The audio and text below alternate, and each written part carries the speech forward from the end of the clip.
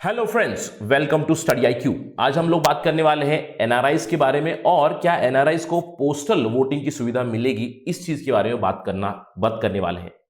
हम लोगों ने देखा है कि हाल ही में इलेक्शन कमीशन ऑफ इंडिया ने एक प्रपोजल दिया है जिसमें उन्होंने कहा है कि पोस्टल वोटिंग को एक्सटेंड किया जाए एनआरआईज को। तो इसके ऊपर एक व्यापक विश्लेषण करेंगे। Let us begin our discussion. लेकिन उससे पहले मैं हूं आपका दोस्त राहुल सायगांवकर। अगर आप मुझे फॉलो करना चाहते हो, you can follow me on the given IDs. Study IQ आपके लाए है खुशखबरी। We have a smart course for you if you are preparing for UPSC 2021। This is the golden opportunity. For more information please download the app from Google Play Store and don't forget to subscribe to study IQ। चलिए पहले खबर के बारे में बताता हूं कि नवंबर 2020 में इलेक्शन कमीशन ऑफ इंडिया जो है उन्होंने एक प्रपोजल भेजा है लॉ मिनिस्ट्री को, जहां पे उन्होंने कहा है कि पोस्टल बैलेट फैसिलिटी जो अभी फिलहाल केवल सर्विस वोटर्स के लिए है, यानी कि जो आर्म फोर्सेस में लोग हैं उनको पोस्टल बैलेट की अवेलेबिलिटी की गई है। तो ये सुविधा जो पोस्टल बैलेट की है, जो सर्विस वोटर्स को है, उसको एक्सटेंड कराने की बात की है ओवरसीज और नॉन रेसिडेंट इंडियंस को। जो अभी असेंबली इलेक्शंस आने वाले, जो हमारे राज्यों के इलेक्शन है, असम में है, केरला में है, पुदुचेरी, तमिलनाडु और वेस्ट बंगाल में है 2021 में, उसमें पोस्टल बैलेट टू एनआरआईज को एक्सटेंड करने की बात की गई है इलेक्शन कमीशन द्वारा। अभी तक सरकार से कोई इंडिकेशन नहीं आई कि इसको अलाउ करेंगे। इलेक्शन कमीशन ने कहा है कि इसके लिए केवल आपको अमेंड करना पड़ेगा कंडक्ट ऑफ इलेक्शन रूल्स 1961, जहां पे आप ये फैसिलिटी को अलाउ करा दीजिए। चलिए अगर हम लोग बात करें पोस्टल बैलेट की, बहुत सारे देशों में पोस्टल बैलेट अवेलेबल है। एब्सेंटी वोटिंग है, हम लोगों ने देखा हाल ही में यूनाइटेड स्टेट्स में इलेक्शन हुआ जहां पे पोस्टल बैलेट की हम लोगों ने बात की थी, जिसके ऊपर ट्रंप ने एक प्रश्न चिन्ह उठाया था। एब्सेंटी वोटिंग भी वहां पे अवेलेबल है। इंडिया में वो सब अवेलेबल नहीं है, लेकिन इंडिया में केवल पोस्टल बैलेट अवेलेबल है for few people, that is service voters. जो सर्विस में है, आर्म फोर्सेस में है, उनके लिए इलेक्शन कमीशन ऑफ इंडिया ने लॉन्च किया है electronically transmitted postal ballot system. एक मिक्सचर है पोस्टल बैलेट और ईमेल का। 2016 में शुरू हुआ था और इसको बहुत स्तर पे इस्तेमाल किया गया 2019 के जनरल इलेक्शन में। अगर हम लोग बात करें ETPBS की, वो एक वन वे इलेक्ट्रॉनिक ट्रांसमिशन है जिससे पोस्टल बैलेट पहुंचेगा जो सर्विस में है। अगर मैं समझ लीजिए आर्म फोर्सेस में हूं तो मेरे पास ईमेल में आ जाएगा पोस्टल बैलेट, जिसको एक पिन डाल के मुझे लेना पड़ेगा। उसको प्रिंट कराकर उसमें जिसको मुझे वोट करना है मार्क करके मैं वापस पोस्ट कर दूंगा रिटर्निंग ऑफिसर को। चलिए प्रोसेस मैं आपको बता देता हूं। जो रिटर्निंग ऑफिसर है वो जनरेट करेंगे ई पोस्टल बैलेट और ई पोस्टल बैलेट का पिन, और दोनों अलग अलग ऑफिसर्स के पास पहुंचेगा। एक होगा रिकॉर्ड ऑफिसर जिनके पास जाएगा इलेक्ट्रॉनिक बैलेट पेपर का पिन, और एक होंगे यूनिट ऑफिसर्स जो इलेक्ट्रॉनिक पोस्टल बैलेट भेजेंगे। यहां से आपको ईमेल आएगा सर्विस वोटर को, through email you will get the postal ballot. इस तरफ से आपको पिन आ जाएगा। तो दोनों जब आपको मिलेंगे तो आपको पिन एंटर करके आप पोस्टल बैलेट को डाउनलोड करोगे।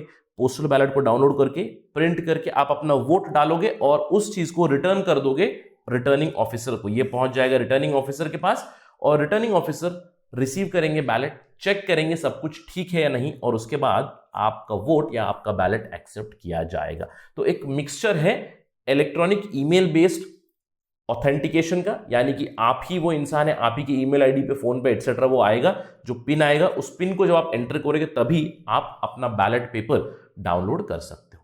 तो ये जो सुविधा है जो सर्विस वोटर्स के लिए है, इसको एक्सटेंड कराने की बात की है फॉर एनआरआईज। तो चलिए बात करते हैं एनआरआईज की या ओवरसीज वोटर्स की। क्या वो लोग वोट कर सकते थे या कर सकते हैं? अगर हम लोग बात करें उनके वोटिंग की, 2010 से पहले अगर कोई भारतीय नागरिक है, एलिजिबल वोटर है इंडिया में, वो देश छोड़ के चले जाते हैं, 6 महीने से ज्यादा वहां पे रहते हैं, तो वो वोट नहीं कर पाते, क्योंकि उनका नाम इंडिया की इलेक्टोरल लिस्ट से हट जाएगा, क्योंकि वो एनआरआईज बन जाएंगे। एनआरआईज का नाम इलेक्टोरल लिस्ट से डिलीट किया जाता था।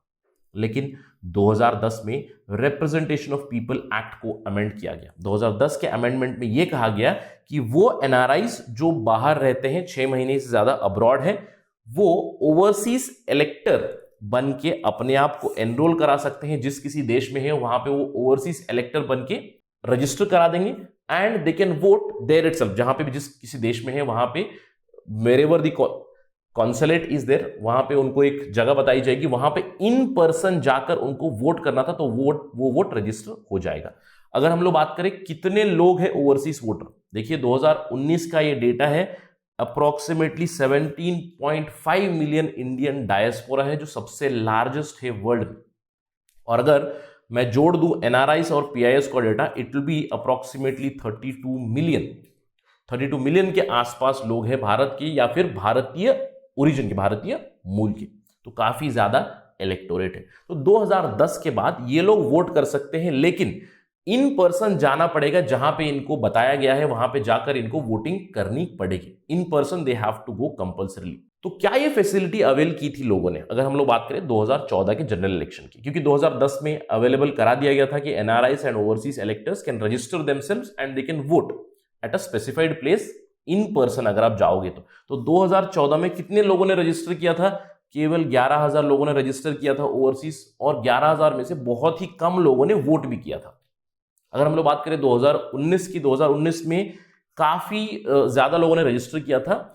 1 लाख के आसपास ओवरसीज वोटर थे जिन्होंने रजिस्टर किया था, लेकिन मेजॉरिटी जो थे यहां से वो केरला से थे, क्योंकि बहुत सारे लोग गल्फ कंट्रीज में हैं ऑब्वियसली।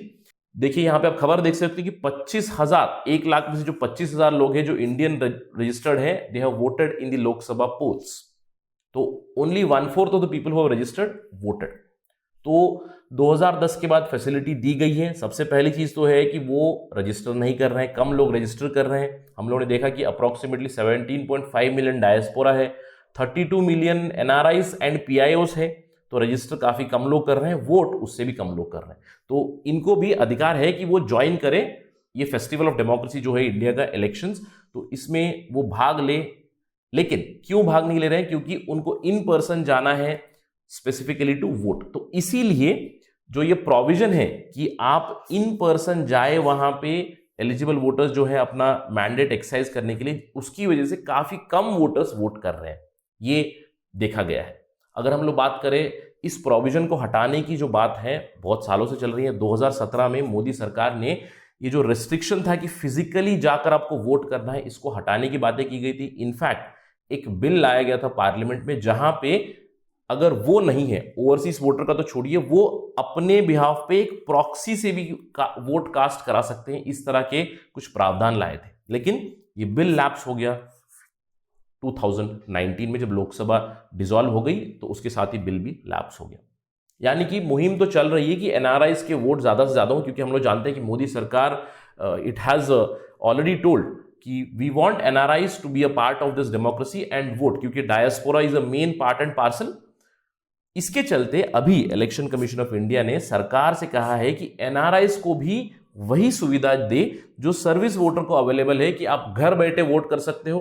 केवल आपकी ईमेल में आपके पास पोस्टल बैलेट आ जाएगा, आप उसको डाउनलोड कीजिएगा, आपका ई पोस्टल बैलेट पिन डालकर उसको प्रिंट कीजिएगा, अपना वोट डालिए और उस वोट को पोस्ट करा दीजिए to the returning officer, then your vote would be counted. तो ये कहा है इलेक्शन कमीशन ऑफ इंडिया ने। अभी तक सरकार की तरफ से, यानी कि लॉ मिनिस्ट्री की तरफ से एक प्रश्न चिन्ह है, उन्होंने कुछ रिस्पॉन्ड नहीं किया है। तो आगे चलकर हो सकता है, नहीं भी हो सकता है। अगर होगा तो हम आपको जल्द से लाएंगे स्टडी आई के ऊपर कि क्या हुआ है करके।